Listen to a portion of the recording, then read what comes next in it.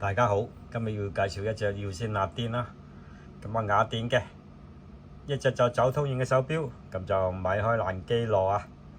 咁呢隻錶都好早期㗎，2000幾年就出㗎啦。走通型嘅，咁就個型號就233-48啦。但係日曆啊，咁就當然係呢個大深針啦，35×237啦。其實個 size 都非常之恰到好處嘅，咁好多朋友戴都啱嘅。一個就銀白色錶面，咁就都係個設計上都非常之大膽嘅。咁啊4682阿拉伯數目字，咁其他就兩畫嘅條字嘅，都做到幾靚嘅黑色嘅。咁當然中間亦都有走通型啦，係一個路軌嘅。咁都有啲顏色有啲黃黃地色嘅，所以就都有啲色彩嘅。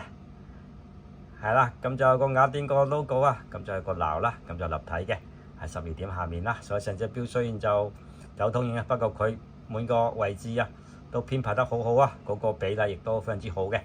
咁當然就雙時時槍日曆啊，特色嚟嘅22號，真係分開兩個時槍，有啲就冇到中間呢一棟嘅，即係有唔同嘅設計啊。佢呢個設計都幾唔錯嘅。咁呢度米開蘭基羅個名啊，紅色字嘅，係啦。咁就一個就拋光打網嘅呢個錶殼啦。咁另外啦，呢度就有個品牌個名啦，寫咗喺度嘅。到雕刻都幾唔錯，手工都幾好嘅，絕對唔馬虎啦。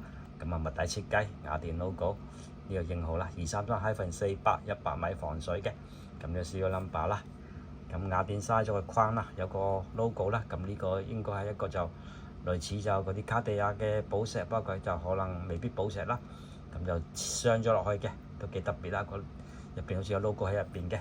一個就黑色嘅錶帶啦，咁就原裝雅典針扣啦。呢個針扣亦都係都做到幾好嘅，專登做到呢度起角啦。咁另外好似有個章咁黐咗落去啦，不過應該就都幾穩陣嘅，唔會甩嘅。